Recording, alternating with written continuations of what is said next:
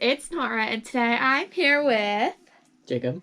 And we wanted to make a follow-up video to the video that we are going to be posting prior to this one that we made, I believe, 3 weeks ago on our plan to move to Sweden. Now, that video is not going to be also be posted for a few weeks, and then this one will be a week after that one. So we are still deciding and wanting to move to Sweden. We have come up with more of a plan of like how we want to go about it. We are going to be visiting this upcoming summer, and then after that, we realized that we can't just move after our wedding, because if Jacob would like to go and get his master's degree there, which is what he would like to do, he'd like to go on a student visa, we can't just go in the middle of a semester. He would have to like go at the beginning of the semester. So our plan is to move there for a year or two in January of 2023. We say 2 years because we feel like after 1 year, you're still kind of like getting to know a place. So I think we say 2 years, maybe it could be one. We could visit this summer and be like, hey, we don't even want to do it. For right now, that's our plan in place. So I would be going and working in a hospital, or I could go and work in school is something that I didn't even think about. I could go be a school nurse, which would help me learn the language. And we still have that plan. And our intentions to move to the country, and I think I said it in the other video, is to move there in hopes to live there. We are going and trying living there because there are a lot of things that we are not fans of in the United States, and we are going to discuss those in this video. I want to preface that we didn't just willy-nilly be like, Sweden, that's the one. There were multiple categories that we researched. We had an idea of the countries that we would consider moving to, one of them being Canada. I don't think there was pretty much anything south of North America that we wanted to go to besides like a Caribbean island, but the Caribbean islands are impoverished and pretty much just tourist communities, and we wanted a colder climate. So we more than turned our attention to either like New Zealand or European countries. We don't really have any interest in living in Asian countries, nor like Russia or like the in-between of Europe in southeast. Mediterranean. Yeah, Mediterranean. And same thing with like Spain and Portugal. Like we didn't really have any interest in there, especially South Africa. That'd be scary. So we wanted to talk about the categories that we looked up that helped us decide specifically what country that we were going to move to. We decided after talking about it just like briefly that the EU would be the place that we would want to go. And so in no specific order, we are going to talk about those categories. So the first one was healthcare. That's a big one specifically for me, and that's one that I kind of focus on and have in my mind only because I'm a nurse and I am surrounded and like immersed in healthcare and the challenges that people have, because I work with the lower socioeconomic class mostly, just because of the country, just because of the company that I work for. So I see every single day and like fight with insurance companies on what they will and won't cover, and see kids not get supplies that they definitely need, compared to in other countries, these kids would have no problems getting anything that they need because of the free healthcare. Now, that's something that Jacob and I want. We wanted to live in a country with free healthcare. And not only just because I'm a nurse, but because as a patient and from a patient's experience, I pay so much money, like just with my Remicade infusions, and I know that this is not the end of my health problems. I know for a fact that I will have health problems in the future. What those may be, who knows what the future holds for me? I don't know. I'm sure definitely for sure have to have more colonoscopies. I will for sure probably have surgery on something. Again, I don't know, but with the way my medical problems go, like that's the track that it's probably going to take. And so I want to be in a country where I'm not paying thousands of dollars every year, even though I have good health insurance. Because right now, I have good health insurance, but you know what? I still pay, between my mom and I, thousands of dollars of co-pays every single year and things not covered, even after my mom and I very quickly hit our deductible and premium. And we still have to pay out of pocket. Every single infusion, because of the way Cigna wants to not insure me, has to pay $300 for just showing up to my infusion center. Just showing up for an hour, $300. So that's something that I am heavily looking into, because just the amount of money that I'm going to save is absolutely ridiculous. People do have the argument of like, well, it's one of those countries, like it's gonna take you this long to get into a specialist. Well, if I'm really having an emergency problem, then you know what? I'll just go to the emergency room. If it's something that I can't wait a few months to go and see a specialist for, finding me, I'll go to the emergency room. It'll still be free, and I will still save money on it because that's how their healthcare system works. I would rather wait than be bankrupt from. Right, because, I mean, God forbid, probably one of us is going to get cancer in the future, because both our families, cancer runs in. And, I mean, people literally go bankrupt and lose their houses in America because they get cancer, whereas people in European countries don't pay, depending on the country, don't pay a dime because they have free healthcare. Or subsidized healthcare. Yes. So, specifically in Sweden, we used these categories and we ranked the countries. So, specifically in Sweden, they do have free healthcare. Most of the Nordic countries were pretty similar on their healthcare of what they offered. There wasn't really much of a difference. Right. So the thing is, and they also aren't like suffering to find doctors. The only other thing about that is like dental. There's no dental insurance. How they do their dental is they have public and private. And if you can't get an appointment in public, you go to private. But pretty much you pay the same with both. So it's just like a choice of people to go to. Maybe public's a little bit cheaper, but that's the same way it is in America. Honestly, people have dental insurance and they still get more money through like savings programs through dentists. Almost, non-existent even if you do have it. Yeah, dental insurance sucks. You still pay a shit ton anyway. So the second category that we heavily looked up, healthcare I think was like number one that we really like wanted a country that had free healthcare.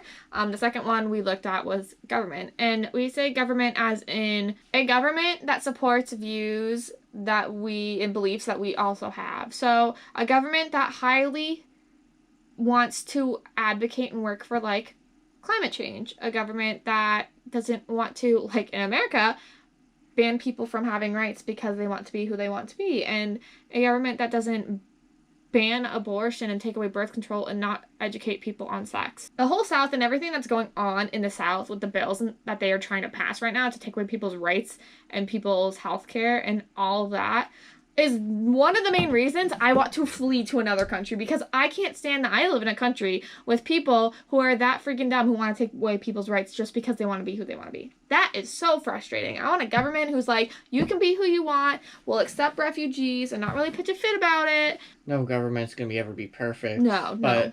European, just to give some background, most European political parties tend to lie left of the political spectrum. Even their conservative parties tend to lie left of the political spectrum, even though they're considered conservatives in what you consider conservatives in the U.S. Some people may not know what that means.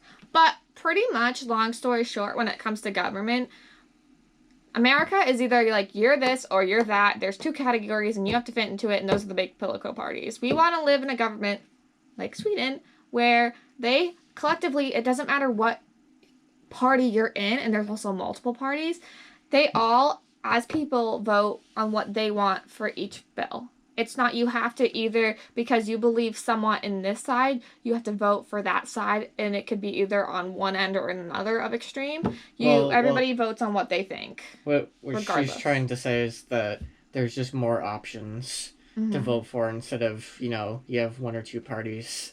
And you have to pick one. You have to kind of like, you're choosing essentially the lesser of two evils a lot of the times. And like, for example, a lot of European parliaments have to form coalition governments where one party will never get a majority. So they have to form, they have to work more together with different, types of parties, and they tend to have like a linear progression of like left to right kind of deal. So it gives you more choice in the matter, and you don't also have to deal with like money as much being in politics, because they have a lot of regulations on what you can donate, how much a political party can spend and all that stuff. I also value being in a country that values paternity leave, maternity leave, that values that you have 25 days a year that are work days that are paid that you get off to go to and do whatever you want. And they also very much, these Nordic countries value work-life balance. In Sweden, the workday either starts at like 8 or 9 and finishes at like 4.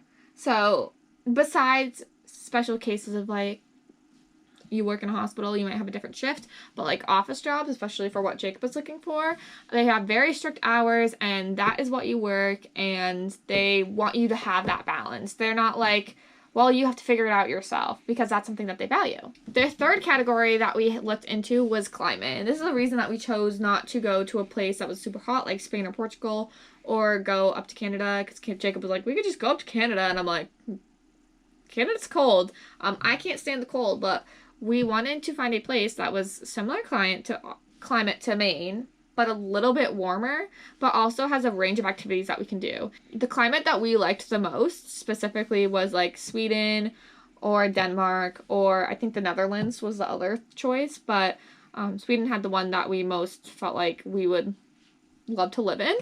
And then kind of going below that also was the geography of the area. So we found out that Denmark is very much a country that's pretty much like farmland. And we don't like that. We don't want to live in a farmland. We want to live in like the mountains and the beautiful nature. And you can go from the coast, but then you can go from the mountains. But then you can go up north and you can just ski and be in a place that pretty much looks like the Swiss Alps all the time. It's always cold up there. They had the Northern Lights up there. We felt that Sweden also was a country that geography very much was similar to Maine's, but you can get the best of both worlds with everything. You can go to the most southern point and have that farmland if you wanted to, or you can go kind of in the middle where we would like to go, either between Gothenburg or Stockholm, and you can have all of that, all the lakes and all the nature. But then if you go to the coast, you get the ocean, but it's not too far. And then, like we said, we like to ski, we like to snowboard, and you can also go up north and you can see the skiing and snowboard, and you can see Arctic animals, and you can see the Northern Lights. And it's not also particularly, again, that far. It's all in one country that you get all of that, and that's something that we really, really like, and that's something that we would definitely look forward to and appreciate. The next category, which is another big one that we heavily looked into, was education. We want to raise our kids in a country that has one of the top education systems. America's not it. I actually hate the education system and the way America works, and the way there's like Common Core, and the way that you have to pay thousands and thousands of dollars to go to college in America just to get an education, and how some people are definitely smart enough, they just unfortunately are in the wrong situation and you can't pay for that stuff. Education is highly valued in these countries. They teach things in like PE that are super important, like survival skills. They bring kids on hikes. They do all these like nature things that you would never see a school do in the US, because the schools in the US are like, let's go run around and play games all day long. Like, that's their PE, which, you know, get your energy out, but there's more important things that you could be teaching in PE. Higher education is very much more valued over there. It's way cheaper as well, which is the reason that Jacob would like to go and get his master's. Where you can even get paid as well to go to school. I think once you're in high school, specifically in Sweden, I don't know about the other countries, you get paid to continue your education every year. And it's not like a huge amount, but it's a decent amount for a kid that age. It's just enough to live. It's usually not much extra. I mean, you get paid depending on if you have like room and board or anything. It covers your expenses for like either finding an apartment or your food. Because that's what they value. They value education over there way more than the American system does, quite frankly. So that's something that we want to bring our kids up in. I think I would struggle with wanting to. Also, the other thing about education over there is that they don't let people pay to go to private school. So private and public schools are on the same level. So the educations are very similar, but you can't pay your kid to go to a richy school and be more at an advantage than other kids. And that's something that we also like, because that causes the parents of the higher class to pay money towards the regular school so that everyone is at the same level. And that's super important, because that's the thing in America that people get away with. They send their kids to private schools for thousands of dollars that pay more than colleges, and their kids are way well off compared to other kids just because of where they live and what they have. And that sucks. Just because you live in a low socioeconomic family does not mean that you are dumb by any means. It means that you're just disadvantaged compared to other kids, unfortunately, most of the time. So that was something that, like, we want to raise our kid in a country where education is like that, for sure. And also, like, again, we want to raise our kids in a government that we really like. Another thing that I'm sorry, I'm looking at my paper because I have our categories. Happiness. Nordic countries are very, very happy. They might be a little darker in the winter. They might have less sunlight in the winter. But they're also warmer in the winter compared to certain parts of Maine. But they're also not as warm in the summer at some points. Sometimes, but they don't get, like, too hot. Like, Jacob and I like to run in the heat, but not, like, too hot, because then the heat, like, kills us. But happiness, it very much ties into, like, their work-life balance and what we already talked about. And why would you not want to go to a country that's way happier than the one you're already living in? That doesn't make sense to me. So, another category that we looked up was language and naturalization. Those kind of go 2 and 2 with each other. We ended up, I think our top 3 countries were the Netherlands, Denmark, and Sweden. The Netherlands, I think I wasn't a fan of the climate, so we kind of knocked out the Netherlands. So we ended up being down to Denmark and Sweden when we were choosing. And Denmark, like we said, mostly farmland. We weren't a huge fan of it. In Denmark, it's very, very hard to be a citizen. Yeah, to be naturalized. And I think their language is a little harder to learn. It's almost like similar to German, I think you said, or Germanic. No, there's more vowels compared to Swedish. So it is harder to learn. It's harder to become a citizen there. And geography-wise, we liked it less. Sweden, it's very much we learned that, like, 1 in 5 citizens in Sweden aren't even from Sweden. That's big. They also very much welcome in asylum seekers. Pretty much you can go there and be on a visa, and after, I think someone said, like, 5 years, and the laws change a lot, so the laws may change by the time that we choose to move there. As long as you're there for a decent amount of time, after a while, they'll let you be a naturalized citizen, which is considered really easy.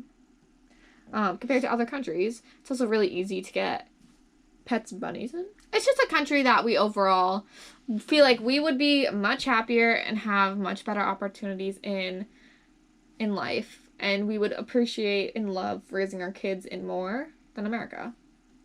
And again, we may go for a year and be like, this isn't for us. We may go this summer and be like, hey, not truly a fan of it, and decide that we want to call it off.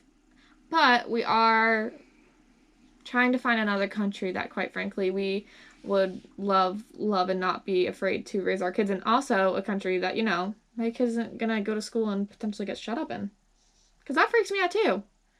Like, seriously, America. Like, what? Why? Like, so many frustrating things. America has so much wrong with it. And not saying that country doesn't either. Now, mind you, we do have family here. We do have ties here. It's not something that, like, we're going over and never coming back. We do want to frequently visit. We're thinking twice a year, if not, like, with the amount of work days that we get off, we could come, like, every 3-4 months. Probably less likely to do that unless we, like, needed to come over, but probably every 6 months we would like to come over for, like, a good week and see everybody. We're not trying to, like, abandon anybody or, like, leave or flee something. We just feel like we would, if someone said, like, here's this country, you can live in it, and you can be like, okay, and, like, you can have, like, a lot of debt and pretty much, like, have no work-life balance, and, you know, you'll get along and you'll figure out, like, what makes you happy. Or you can be in this country that has much higher happiness, much more opportunities, values so many more things in life that are important, and you're just gonna overall be better in this country. Why would you not pick that country? Like, that's how we feel. That is all of the reasons, and probably more that we haven't even talked about, that we've discussed over the past 3 weeks, of why we would like to live in Sweden or another country. Again, we could go over there and be like, hey, we don't like it. We could go over and maybe visit another country and like that one more. Who knows? We never know until you, like, go and see it. One more thing I forgot to mention. We are currently in the middle of learning the language. We have, like, full-fledged thrown ourselves are learning it every single day, and we do plan on visiting this summer in August. We will see where our language is then. So we wanted to just give some explanation to that video because we feel like a lot of people are going to watch that video and be in shock. And I do feel like we should give some context and reasoning behind our thoughts on why we want to go, because it is kind of something random that we came out of nowhere with. But it's a decision that we've made and we want to try. And we will see, I guess, how it goes. There's going to be a lot of planning, a lot of probably more videos of the process of doing it. And we'll share all that with you guys. So thank you guys for watching, and I'll see you guys next time.